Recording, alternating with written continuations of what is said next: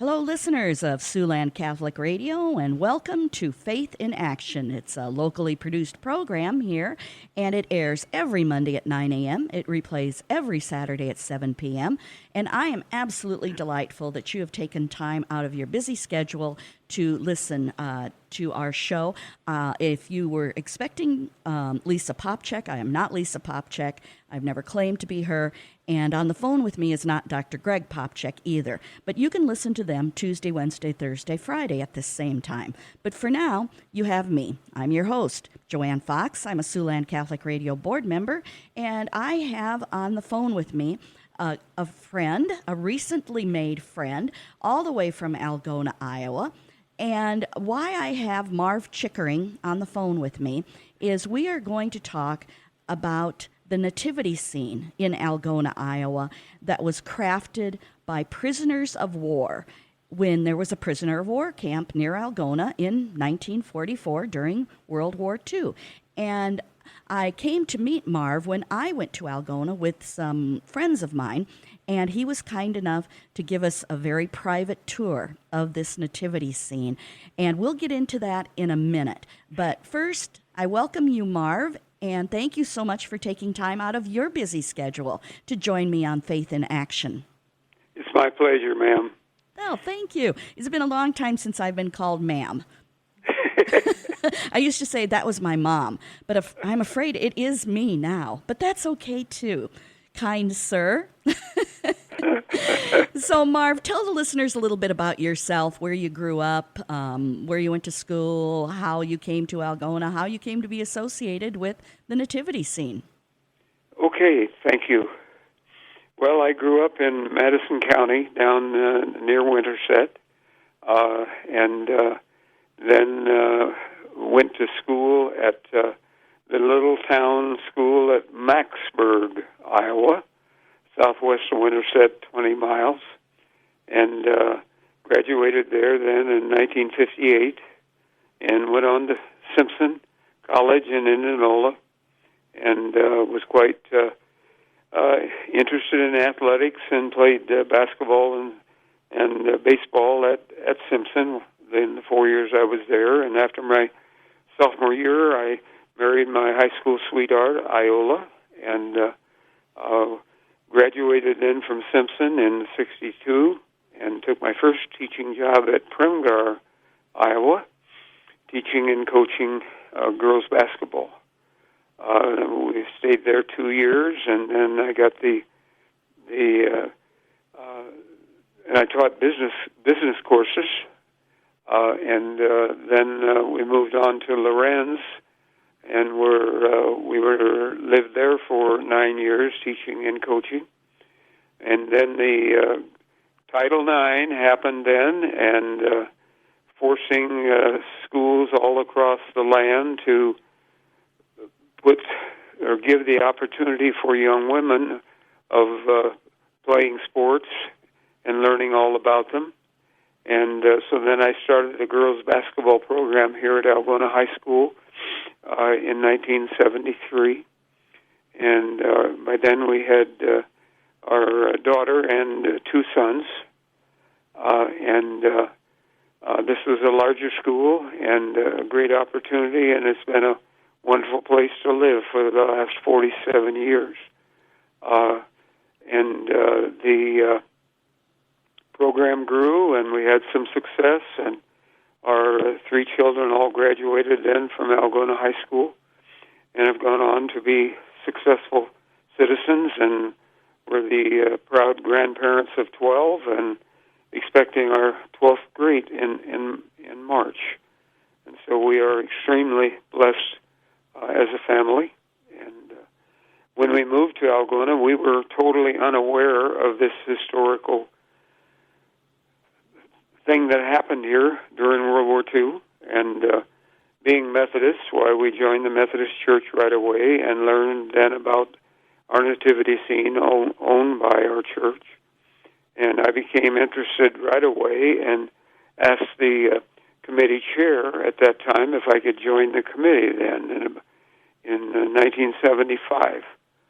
And then being a teacher coach, while I was busy, I coached not only basketball, but track and softball and some baseball.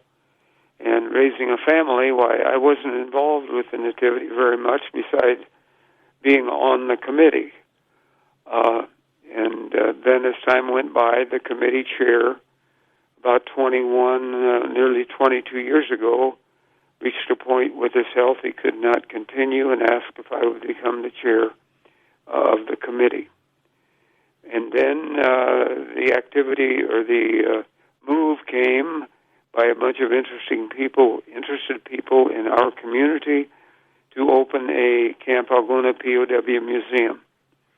And then a couple of years later, I've been a member of that committee for 15 years now.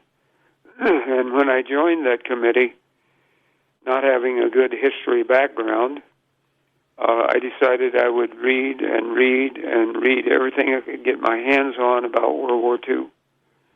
And that's what I have done extensively, and from those sources accumulated hundreds and hundreds and hundreds of stories from those sources and from visitors who come, because many will step forward and share their memories, which only heighten the interest level of the visitor. And so I try to share those as well when visitors come. And it's a joy for me because I meet so many wonderful people. And then they can go, and as I tell them when they leave, please go home and share this story with others. And now we are blessed beyond belief because beginning October 31st, a movie is going to be shot in our town, in our area, entitled Silent Night in Algona, and it will be available in theaters in the fall of 22. And we are ecstatic what this will do for our small community. And we are so very, very blessed because the odds of these things happening here are literally millions and millions and millions and millions to one. And the good Lord said, Edward Kibe, the main man, the brains in building the Nativity, you have work to do in Algona, Iowa. And without him, we have no Nativity. And if I could explain a little about it to whet your appetite, there are 65 half-life-size figures made of cement over wooden frames. The camels weigh 500 pounds. The cow, 300. The donkey, 250. And so on. The human figures, 100 pounds each. And 37 sheep. And it is in a building of its own on our fairgrounds. And we entertain thousands of guests every year, which is a joy for all of us. And I feel myself very, very blessed to be involved in this activity. And I felt very blessed, too, when I visited and you shared all of these insights with myself and my friends. For our listeners who are just shaking their heads and going, there was a prisoner of war camp in Algona, Iowa? What? Marv, could you tell the listeners just a little bit about the background of how the prisoner of war camp came to be located in Algona before we get into more details on the Nativity itself?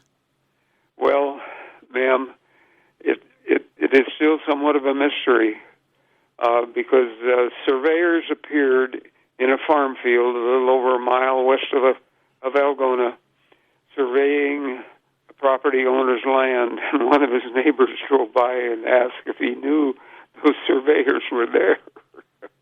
And he didn't know. So we went out and confronted them, but they were very closed-mouthed about it. And then, of course, the government bought the land for $125 an acre, which 287 acres in all. And and so So then the camp was erected in a few short months. And then from this base camp, and there were 10,000 German prisoners brought here, but never that many here at one time, because the area then was made aware that they could take advantage of these prisoners for labor on their farms or wherever. And then that location, let's say there was a cartel of 6 farmers in a community that needed labor or help for their harvest.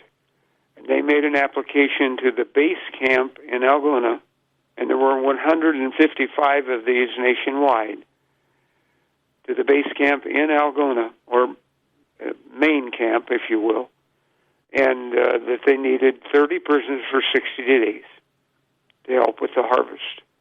And so then those prisoners were sent to that location in this branch camp. And these branch camps then, it cost $1.2 million to build the base camp.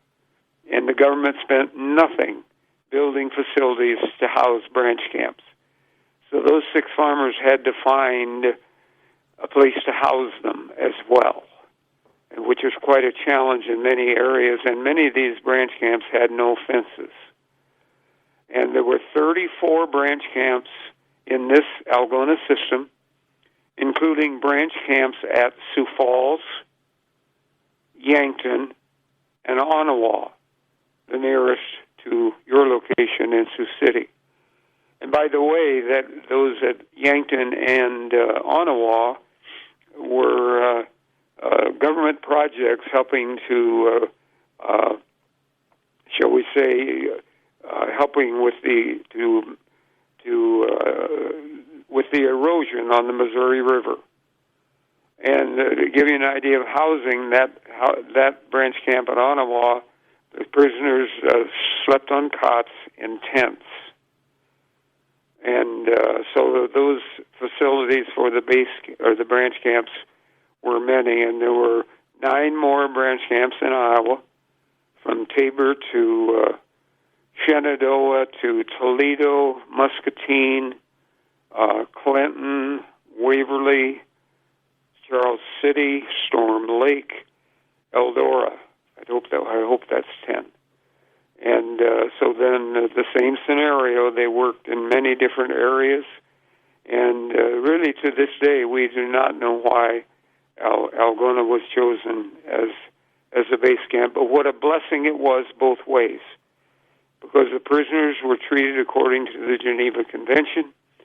They enjoyed their time here. And many, many, many of them, with this heading, and it's in our display case, he came as an enemy and left as a friend. And this happened hundreds of times with relationships between prisoners and the locals. And you had mentioned earlier about the individual who was really what I would call the architect for the nativity scene. And listeners, if you think about it, you're thousands of miles away from your home in a foreign country. You are a prisoner, and it must weigh on you. And so it's Edward Cabe. And did I pronounce that right? It's K-A-I-B? Cabe. Cabe. It is Cabe. Yes, Cabe. Uh-huh. And he, of course, ends up in Camp Algona in the fall of 1944. And I guess Christmas was right around the corner, and he started thinking about home, family, happy festivities of the holidays, and he decides to build a small nativity set. So, Marv, tell the listeners about, how Edward Cabe kind of went from the small nativity set to something that came out much larger. Well, you talk about God winks and miracles. This whole story is a God wink, because Edward arrived here then from a holding camp in Italy in the fall of 44, and he was a non-commissioned officer in the German army, and he was a sick man with a gastric ulcer and placed in the camp hospital, and all the base camps had hospitals, and nursed back to health. And being a non-commissioned officer meant, according to the Geneva Convention, he did not have to work outside the camp unless he was bored stiff and wanted to. And so he went to work with building a small nativity scene. And it was 12 foot wide. And he made the figures out of dirt, hardened them on the stove, and painted them, and placed this in the camp mess hall, along with the Christmas tree for the 44 Christmas. And the camp commander, Lebdell, saw it, called Edward to his office, and asked him if he would consider building a larger one for Christmas of 45, at the prisoner's expense.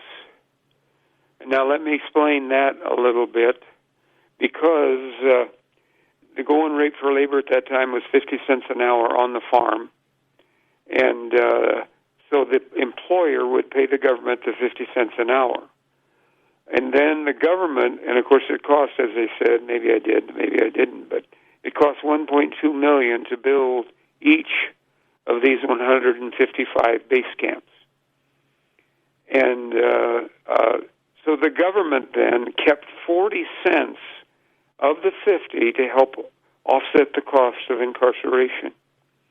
So the prisoner was making a dime an hour, but they didn't pay him in American money, so they'd be tempted to break out to spend it.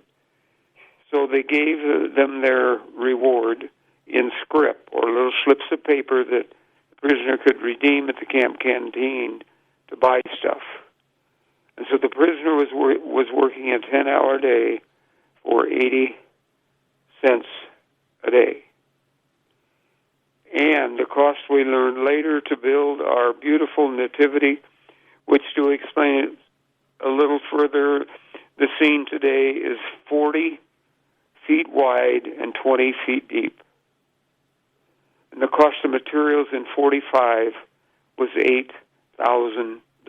And how the prisoners came up with that, we have no idea. But anyway, Lebdell had the idea. Now let me back up and tell you another huge God wink in terms of how the Nativity came about. Lebdell was not the first camp commander. He was the camp commander at Camp Clarinda, another base camp in Iowa. And the first camp commander here at Camp Algona was a Lieutenant Colonel Joseph Church. And Church was not the brightest ear of corn in the bushel. Okay. Yeah. He was here when the first prisoners arrived in April of 44. And when they arrived, he got off on the wrong foot with them, and they disliked him.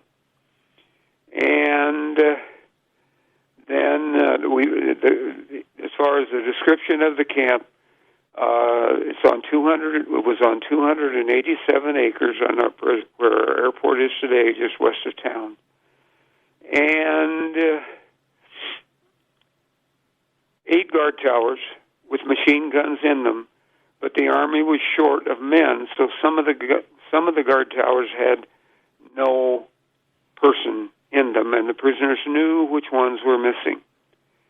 So on a foggy night in May, Carl Braun and Harry Shipman, 2 prisoners, dug a hole underneath the double fence around the camp, then filled in the holes, and then walked a half-mile south of the railroad tracks and 20 miles west to West Bend, with PW on their shirts. The constable in West Bend picked them up, put them in jail, called Church at the camp, and said, "We have 2 of your prisoners here." And it was common practice at all of these camps to have a morning and evening head count. So Church, in his lack of wisdom, chose to use the prisoners to help with the head count. And the first 4 head counts revealed no one was missing. No. By the morning of the 3rd day, the 5th head count, why Church had the good sense to dismiss the prisoners from that detail, and the head count was taken, and they realized that Shipman and Braun were gone. So the trip was made to West Bend. They were hauled back to Camp Algona, and within 2 days, these same 2 wonderful men went missing a second time. They did not escape, and there are 180 buildings at the camp. How long it took to find those two prisoners hiding out above a false ceiling in a latrine, we do not know. But the Army decided that church would be sent to another camp. And hopefully he wasn't the camp commander there. Hopefully not. And then Lobdell was brought from Camp Clarinda in June of 44, and it was Lobdell's idea for Kaib to build the scene. The Lord works in mysterious ways. Yeah, it absolutely does. And so here we are. I think work started right after Lobdell came, so it would have been about January 1945 when we're talking about going from those first smaller items in the nativity set to now we are going a little bit larger. And, it just astonishes me. Edward Kaib must have been such a visionary to come up with this, because you mentioned earlier, Marv, these figures, which are half size, there's 65 of them, they are made of concrete over wire and wooden frames. And, right? And ma'am, we've learned since that there was no wire involved. It was just a wooden frame. Okay. And that is misquoted many times over the years. But how we found that out, that one of those sheep lost a leg years and years and years ago. And the committee, long before I was a member, chose to saw it in half. And it's placed on display there outside the viewing room, in the display room. And there's no sign of any wire in that sheep figure. Okay. It is just wood and cement. And like I said, that's been miswritten and misquoted for years. Anyway. But we are straightening the listeners out in case they had that misperception. There you go. There you go. And so Edward Kaib, starts the process. He has help, obviously. And again, did we mention that there's painting? I mean, these aren't just cement figures. They are painted in really some beautiful, vivid colors. And what we got the infant Jesus lying in a straw crib right at the center of the whole kit and caboodle. Joseph and Mary are there kneeling. We got the shepherds out in the fields. We got a few town folk who are kind of just wandering around, checking them out. You mentioned those big, big camels, and they're led by drivers and the wonderful three wise men. And we got the angels up in the air, and of course we have the sign that says a Savior has been born in Bethlehem, and we got the town of Bethlehem in the background. And what is so astonishing to me, and maybe it is to you as well, Marv, is this project was started like January 1945. It was ready for display. Christmas, 1945. Yes. What a blessing. I mean, honestly, 65 figures and no wire, cement, yes. made by just average folks. These men in the prisoner of war camp. Yes, and of course Kaib was an architect by trade before the war, and of course a super artist as well. And like I said, without him, this never would have happened. And he had the help of 5 other men, and as time has gone by, in 2006 we learned about the second prisoner who helped build it, Horst Windland, because his daughter called and told us her dad's story, and his PW story is as precious as it gets, because he wrote his story, and I'll share it with you if time permits. And he simply, when he told his story, he said he didn't remember much about Camp Algona 62 years earlier, but he did remember working in the cannery in Blue Earth for a while, Blue Earth, Minnesota. And then he started working on a farm over near Lorenz for Frank Miller. And then on his way over there one day, the truck he was riding in had an accident, and he was injured in the mouth and couldn't take solid food, so he had to stay there at the camp, and that's when he went to Kaib to ask if he could help with the building of that. And then when he was able to, a few days later, when he arrived over there, the farmer, Frank Miller, said these precious words to him: "When this war ends, I want you to come back here and be my hired man. Our only son has been killed fighting the Japanese in the Pacific, and I will treat you as a son, and when I'm gone, I'll will the farm to you." Oh, I'm just astonished. That is just incredible. Because he'd wormed his way into that family. But it didn't work out that way for Horst, as it didn't work out well for so many of the German prisoners when they returned to Europe, because the European countries had a memory of what the Germans had done to them, and revenge was on their minds. And thousands of them were incarcerated by those European countries for up to 4 years, even some 6 years, doing the dirtiest jobs at slave labor that could be dreamt up. But Horst had an angel over his head, again, just like he did in Algona, because an English doctor took him in and gave him the key to his house, and the doctor's kids wouldn't go to bed at night until Horst had sung to them. He wormed his way into that enemy family also. When he was finally released and able to get back to Germany and be reunited with his wife and daughter, they went for the consulate, made an application to come to the U.S. to become a citizen, which, the way we understand it, around 3,500 prisoners have returned and become citizens. And the man behind the desk, when they made the application, asked, "You want to go to Iowa or Texas?" And he said, "We'll go to Texas because my mother and sister are already living there." And, of course, we're sponsoring him. And sponsoring a POW to become an American meant you were willing to put up $1,500, guaranteeing a good citizen coming into the country. And number two, look after them for 3 years to be sure things are going well with them. And when Ingrid, his daughter, was here, I said, "We want to pick up the plane ticket cost for you and your dad to fly here, and we can thank him for what he did for us." And she said he's over 90 and can't travel. Oh. And he died at 97 in 2010 at Kerrville, Texas. And then Memorial Day of 2018, we had this drop in our lap at the Nativity scene.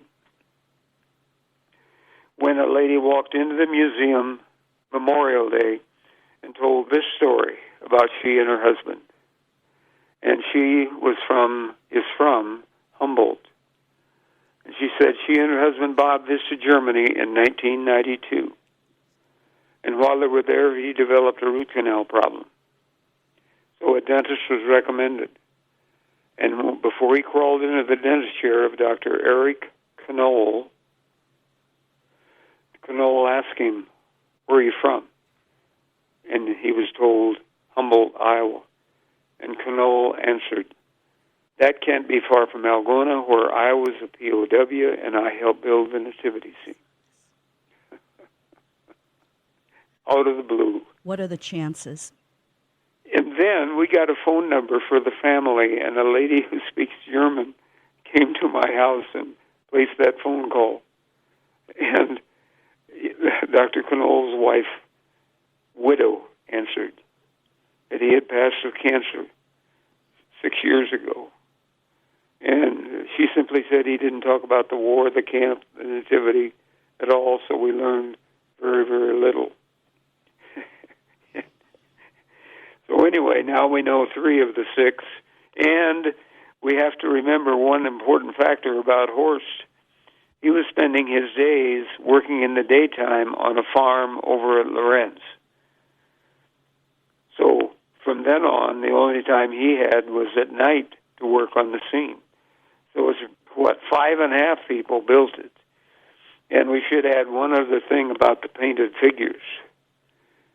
Of course, again, being of cement and a rough surface like all the sheep are, why the prisoners then covered the rough surface with a coat of plaster so they could be painted then the bright colors that they are painted. Remarkable. Well, listeners, you know this show. We usually take a brief time out to give a shout out to our underwriters and our supporters. But this has been absolutely fascinating talking to Marv Chickering about the nativity scene that was created in Algona, Iowa by prisoners of the prisoner of war camp during the war, 1944, 1945. And we want you to stay tuned because we are going to be right back with a lot more information and the fact that this nativity scene will be open to the public during the month of December. And so you'll want to know more about that. So stay tuned because we will be right back. Welcome back, listeners of Siouxland Catholic Radio. I'm Joanne Fox. I am your host for Faith in Action today, and it's certainly a show that demonstrates one's faith in action. On the phone with me from Algona, Iowa, is Marv Chickering, and he is on the committee that oversees the nativity scene that was created by individuals, the prisoner of war camp that was near Algona in 1944. And it was really Edward Kaib, who was an architect in his private life and a non-commissioned officer in the German army when he was sent to Algona in the fall of 1944. And at that time, he had decided he was going to just make a nativity scene so, you know, people would feel like they weren't so alone without their families at the holidays.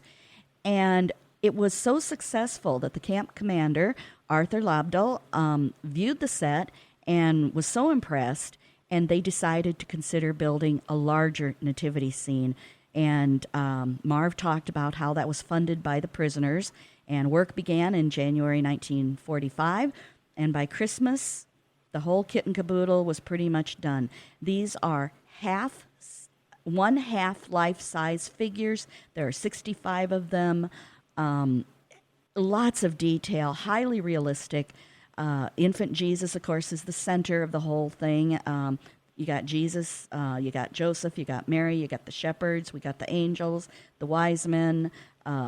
We got sheep all over the place, and it's just astonishing, really, listeners.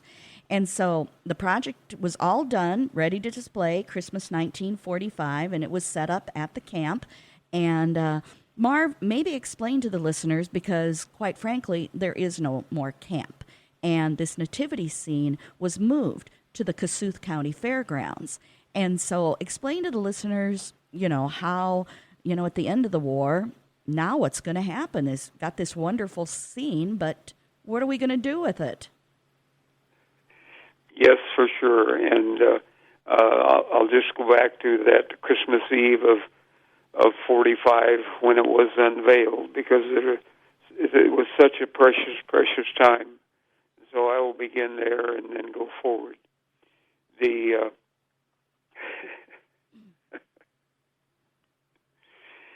were prisoners there that Christmas Eve in attendance, and there were the military men there, and people from the community were also invited to come. And it was then unveiled at a church service at the camp. And there were Catholic services every Sunday morning for 40% of the prisoners, and 40% were Protestant, and a service for them as well. And the other 20% were Nazis, unfortunately. And so when it was unveiled at that church service, the Christmas carols were sung in German and English together, to not a dry eye in the house. And I had a visitor a number of years ago that shared this precious story with me, which was like, oh my gosh. She stepped forward after we talked about that Christmas Eve service, and she said, I was there as a 4-year-old.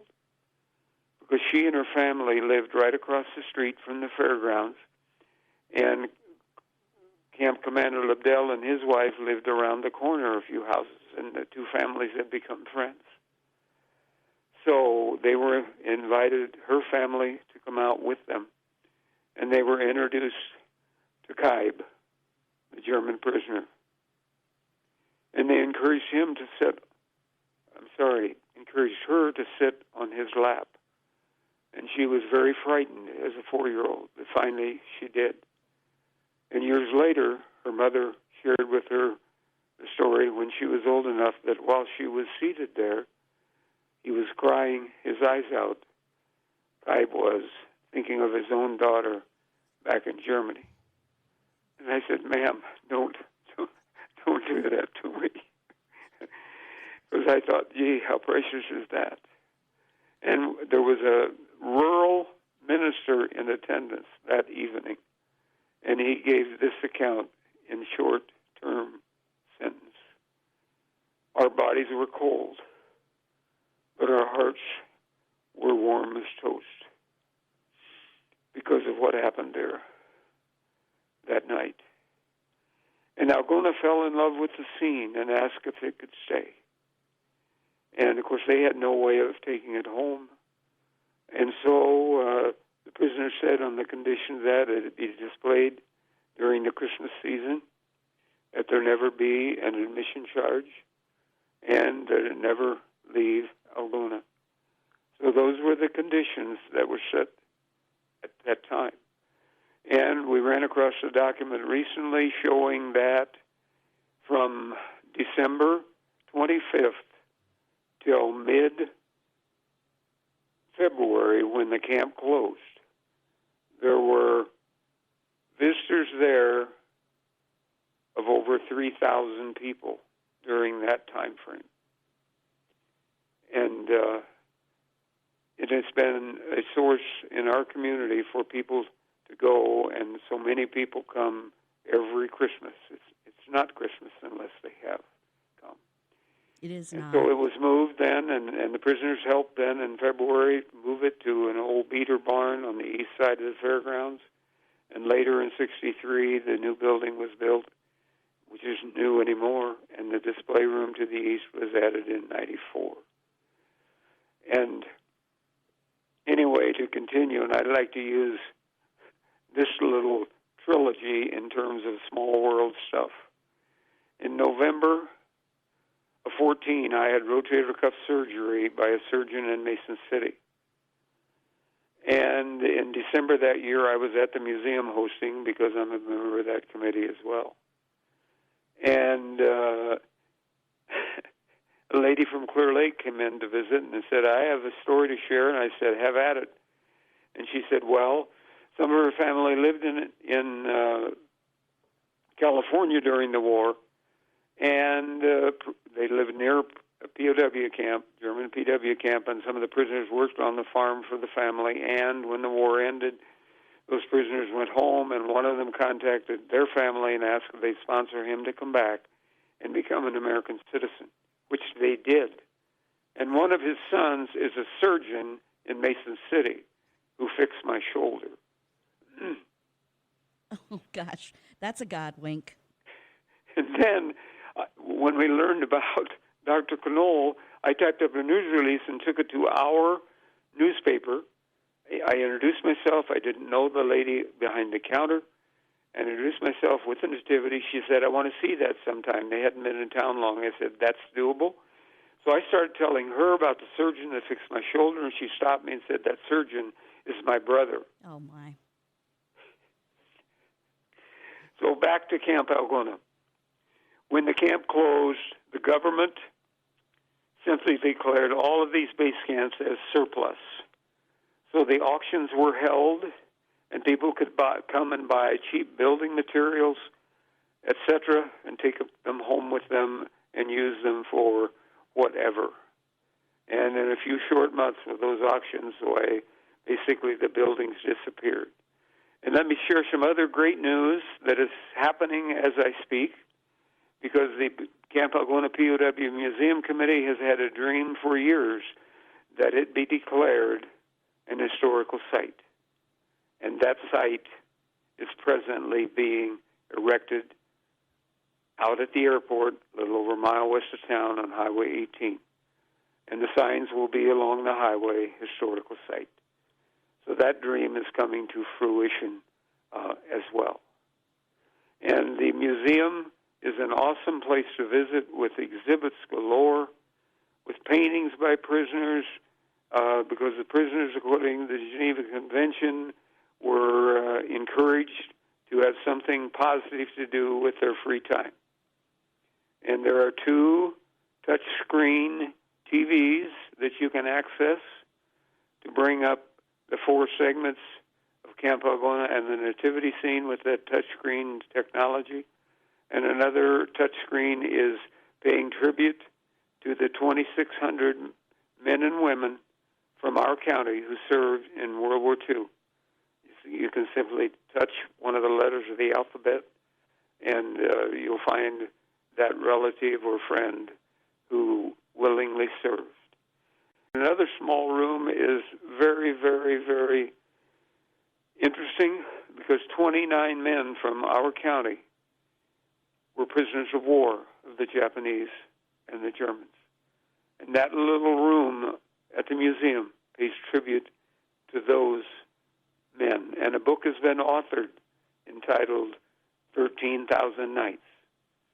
And those men were incarcerated for over 13,000 nights, and each one of their individual stories is told in the book. And that's just one of the books that is available for sale at the museum on different segments and wonderful stories of the war. And I would like to share this personal story of a elderly lady here in town who experienced the prisoners on her dad's farm over near where they lived, over near West Bend. And Jean shares this story, and I think it is as precious as any. She simply said that as a 12-year-old, she remembered her dad bringing the prisoners to the farm, and when they unloaded, the guard would hand one of the prisoners the rifle while he dismounted to make sure it didn't discharge. Oh, my. And the prisoner would hand it back to him. And then he would walk over to the nearest shade tree, prop the rifle against the shade tree, and sit down on the ground leaning against the shade tree and take a nap. And this behavior was very, very common in many of the books that I have read.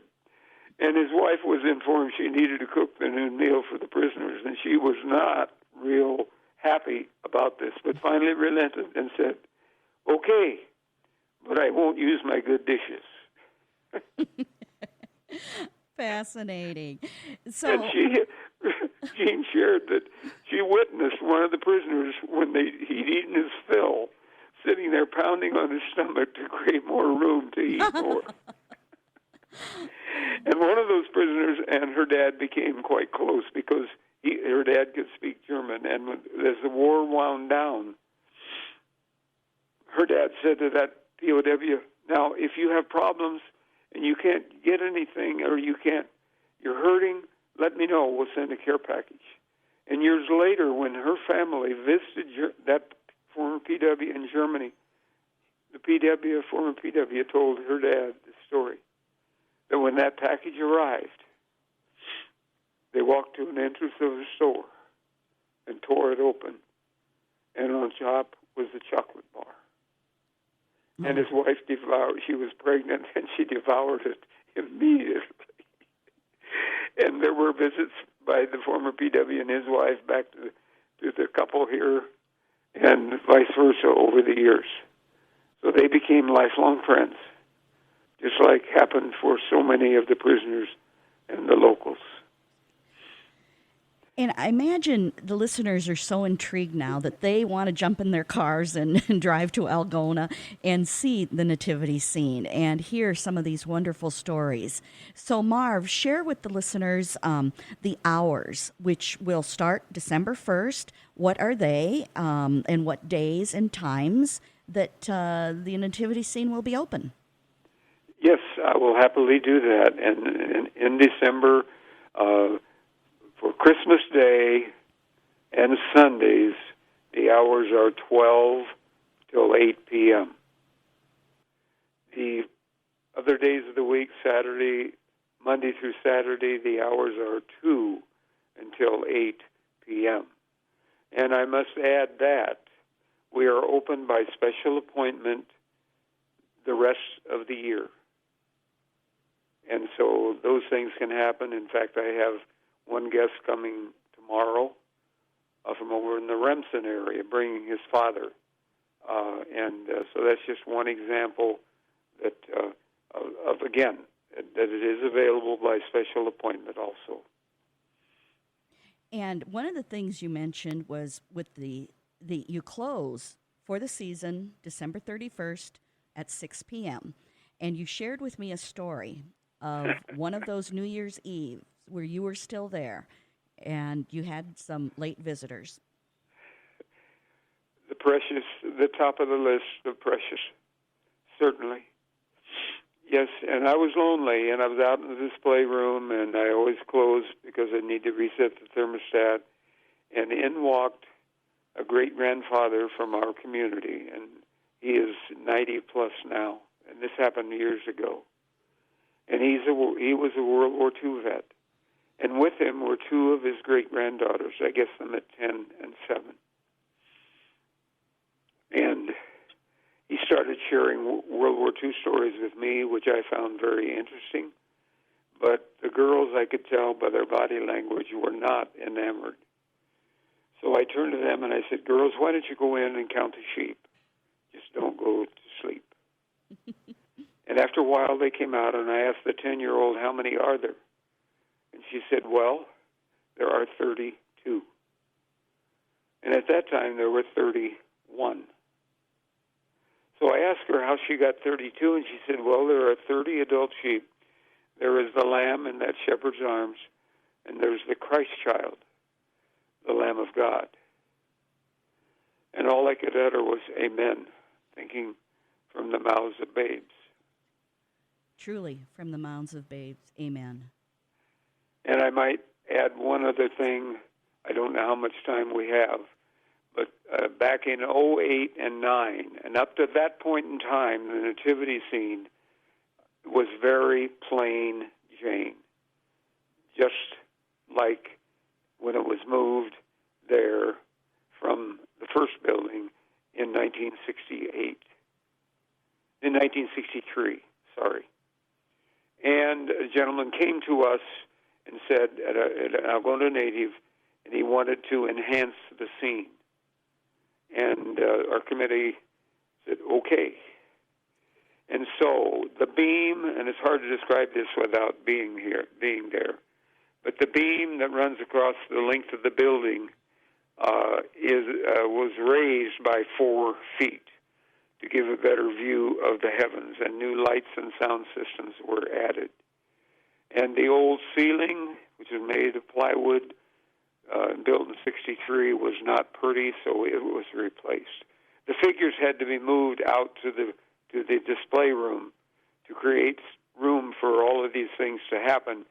And the 4 500-pound camels we put tarps over, and the stable we put a tarp over it and prayed nothing happened, and nothing did. And so those things were done. And the short wall in front of the exhibit was torn out. It was cement and fairly tall, but now it is cement blocks. Limestone chunks were added. The old base was dirt and sand, which was ugly. That was removed, and a river rock was brought in. A short wall was placed over in front of the mural. In 1968, Kaib and his family was invited to come to Algona at Algona's expense, and there was a grand banquet for him and his wife and 2 children, and the camp commander was there as well. And it was just a wonderful celebration of 2 weeks, and they stayed in private homes. And while he was there, he painted the mural of Bethlehem on the back wall, and the cement blocks were then placed in front of that mural as well. And then the waterfall was added over on the east end, and the flooring had to be removed to get the bladder in, and underneath the flooring were 5 surprises. 5 sheep had all lost a leg and were buried under the flooring. And so one of our committee members took them home, put wooden legs back on them, but didn't feel good about putting the cement around the wooden legs. So that handicapped section with 5 wooden legs is over behind the wise men toward the west end. So our sheep count's gone to 36 now, officially. Officially. Oh, my gosh. And this is just astonishing. And Marv, I am so glad that you were able to take time out of your busy schedule to talk to me and our listeners about this remarkable nativity scene in Algona, Iowa. And again, listeners, if you've got a pen, paper, pencil, your phone, your laptop, this is the nativity scene that was created by the individuals who are at the prisoner of war camp near Algona in 1944 during World War II. And the brains behind it, Edward Kybe, he was an architect in private life and was sent to Algona in the fall of 1944 and started with a smaller nativity set. And the camp commander, Arthur Labdell, was so impressed that they took it to the next level. And so January 1945, Kybe and his friends worked many hours and created 65 one-half life-size figures, many finished with hand carving in the plaster, lots of intricate detail, highly realistic. Everybody associated with the nativity of our Lord Jesus Christ is in that beautiful nativity scene. The project was finished, ready for display Christmas 1945. And, of course, when the war was over, the government, pretty much razed the camp, which is located on the outskirts of Algona. And as my guest, Marv, explained, that has now been designated a historical site. So if you get up to Algona, you can wander out there and see the markers that talk about that. But it's the Men's Club of Algona First United Methodist Church that have been caretakers of the nativity scene since December 1958. And they have been the ones that have been responsible for contributing to the upkeep and the enhancement of it all, and all of those 36 sheep. And then if we count our Lamb of God, 37. And it's, again, the hours, if you want to visit this, starting December 1, noon to 8 p.m. on Sundays, and it's open Christmas Day, too, noon to 8 p.m. Then Monday through Saturday, it is 2 until 8 p.m., and then they close for the season December 31st at 6 p.m., and that was the lovely story that Marv told us about the young girl who counted our Lord as the last lamb. Now, if none of that works out for you, Marv is kind enough to do private tours, which he did for me and my friends, and that's how we found out about this. And so you can contact him via email at imchick, CHICK, at netamumail, netamumail.com. And there's also a website, which is algonanativityscene.com. And that is, not to interrupt, and there, that is basically a nothing website. Okay. I would insert, and I left this out before, and I need to insert 2 things. Number 1, if you want to learn about the story completely, then simply in the search box, type in POW Camp Algona, and you can get all kinds of information about the museum, the nativity scene. You can see a clip of the nativity scene, and I must also, I neglected to mention the hours at the museum, and it is open 1 to 4 on weekends and by special appointment as well, and there's information on that website which can help you access that. And one other little thing, it is no longer the men's club of the Methodist Church.